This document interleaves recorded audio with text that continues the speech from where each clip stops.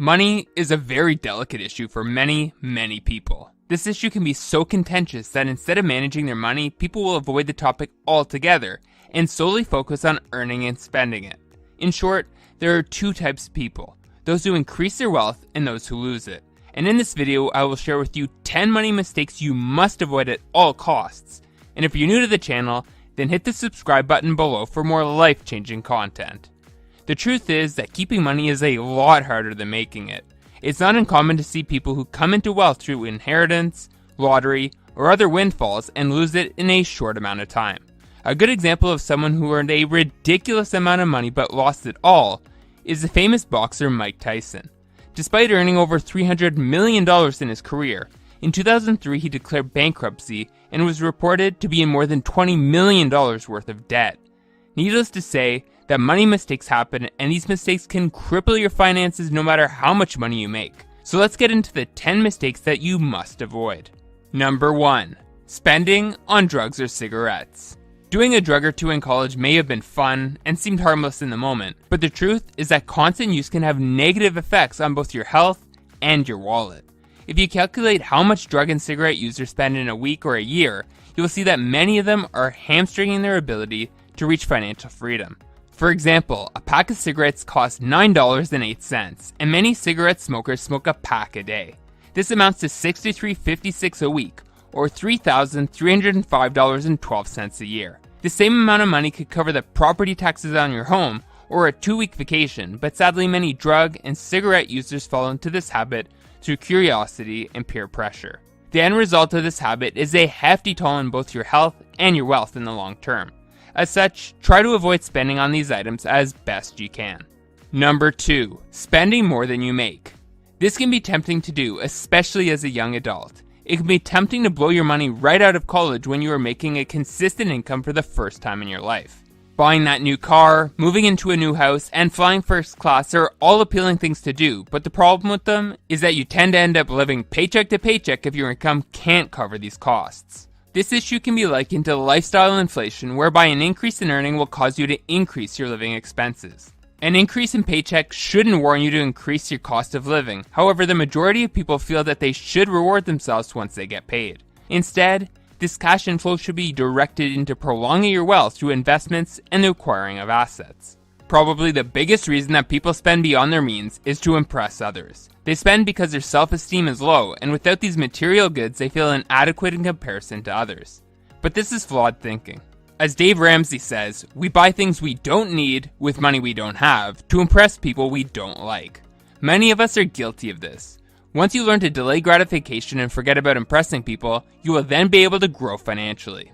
Social media is another cause of overspending. People try to spend huge sums of money trying to look rich without actually being rich. An internet entrepreneur, for example, who, after being told he would never make it big in business, might buy an expensive car when he makes his first big sale in order to prove his critics wrong, again falling into the trap of trying to impress others. This means of impressing others is a never-ending staircase. At all points of life, there will be others to compete with or to show off to. You have no business buying a gadget worth $2,000 when your monthly salary is just $3,000. Be smart. Create a budget and track your spending to ensure you avoid spending more than you make. Number 3. Not investing wisely. Investments can be really tricky, and many people put their money into things based on tips from friends or a strong conviction that the prices of popular stocks will keep going up. One type of asset that just about everyone seems keen on these days is real estate. Many people think that once they own an investment property that they'll be financially set. They think that every month rent payments will just start rolling in and their income will exponentially increase. Unfortunately, this is not always the case. Sometimes tenants miss payments, appliances break, or the value of your property declines. Like all types of investments, there is risk involved. For the wise investor, the key to making their assets produce a reliable stream of income is to obtain the proper knowledge about a particular market or product before putting their hard-earned money into said venture. In short, make sure to do proper background work on whatever it is you want to get into, and not just because your friends are making money from it or a sales agent told you about the great benefits it has to offer. Number 4. Following get-rich-quick schemes. Get-rich-quick schemes are one of the surest ways of losing your money. As the saying goes, Quick money brings quick problems, and following a money scheme is bound to get you in trouble. Get-rich-quick schemes include things like Ponzi schemes, pyramid schemes, and make-money overnight offers, and are all set up to make the scheme originator rich by taking your hard-earned money. If you're looking into new business ventures and see opportunities that promise high returns with small risk, then tread with caution. Think of it like this: if it takes 20 years in a career to make $200,000, and a new venture is saying that you can make that amount of money in a year, then if it was legitimate, wouldn't everyone be doing it? In short, when it comes to making money fast, always employ your best judgment before signing on the dotted line. Number 5, not having an emergency fund. Let's face it, life doesn't always go your way, and sometimes you need cash in order to rectify the situation you're in. For instance, your car could suddenly stop working, you could lose your job, or your washer could break. Unfortunately, just about everything in life costs money, which is why not having an emergency fund set aside is a critical money mistake. Sadly, a 2019 Federal Reserve study found that almost 40% of American adults wouldn't be able to cover a $400 emergency with cash, savings, or a credit card charge that they could pay off quickly. About 27% of those surveyed would need to borrow the money or sell something to come up with the $400, and an additional 12% wouldn't be able to cover it at all. Luckily, you don't have to be one of these people. Saving these funds can be easy. All you have to do is set up a 10% automatic deduction from your pay with your employer that will send a portion of your paycheck into an emergency savings account. But how do you know when you've saved enough? Most financial gurus recommend you accumulate 6 months worth of living expenses, but if you want to be extra cautious, then 1 year's worth is a great goal to set.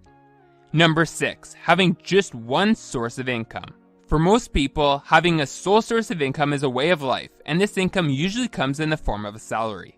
Unfortunately, jobs aren't as secure as people perceive them to be. In fact, in 2018 alone, US businesses laid off more than 21 million people, meaning that if your job was the only way you made money, then all of a sudden your cash inflow came to a halt. When it comes to income sources, you need to think of yourself as a tree. Do trees grow fruit only from one branch?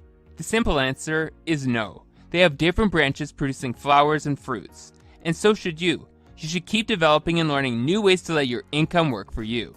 This is not only wise, but a safe way to help you sleep at night. Number 7, relying heavily on credit cards. For many people, credit cards can be a convenient tool for making purchases, but for others, they can be a one-way ticket to debt.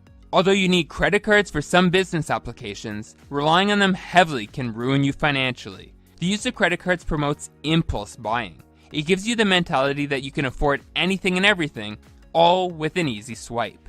In fact, a 2001 MIT study found that shoppers spend up to 100% more when using their credit card to pay instead of cash. So if you find yourself uncontrollably spending on credit, form the habit of paying with cash instead. When you pay by cash, you are physically handing over money, and seeing the depletion in your wallet will make you feel the financial impact of the purchase much more than when you pay on credit. Number 8, being scared to take financial risks. As the saying goes, no risk, no reward, and in order to make money, you need to take risks. However, the risks you take need to be calculated. For instance, putting your money in an index fund is higher risk than leaving your money in a savings account, but your money will never grow, making the typical 0.09% interest that a savings account yields. Instead, investing in an index fund, for example, which mirrors the movements of the whole stock market, has historically provided returns of 7% annually, which is a calculated risk that, in my opinion, is worth taking. Number 9, saving rather than investing. When you keep money in the bank, it loses value over time due to inflation. However, when money is invested wisely, it grows. It's that simple. In mistake number 9, I mentioned that being scared to take financial risks is a mistake. The people who are scared to take risks are people who will save all their money and leave it to erode over time. The only money you should be leaving in a savings account is money for your living expenses and your cash emergency fund. In short, you have to save to invest, and not save for the sake of saving. Money saved without any actual plan will end up being spent on things that are not worthwhile. For instance, when you leave money in your bank, you will become tempted to spend it on material goods like a new car, new clothes, or entertainment. Instead, you should be getting that money to work for you by investing it. Whether that's in the form of stocks, real estate, REITs, or startups, all these avenues offer a way to make new streams of income, which is much more financially lucrative than letting your money devalue when sitting in the bank. Number 10, having only one bank account. Having only one bank account is risky for a few reasons. First, Having one bank account will make the management of your money really difficult. By working with just one bank account, you have to keep all of your emergency, bill, and college savings in one spot. Then, if you splurge and spend this cash, you may risk not having emergency cash or tuition money readily available when you need it. This is why you should have at least 3 bank accounts. One should be used for emergency funds in case anything goes wrong. Another account can be for your day-to-day bills, and a final account, which I call a play account. Your play account is what money you allocate for entertainment or vacation. And if you want to take things one step further, you should set up an untouchable account. This account can be used as a savings account that paycheck deductions are directed to every single month, so you can automate your savings process and ensure your wealth grows over time. Thanks for watching. If you want to go from the life you have to the life you deserve, then hit the subscribe button now.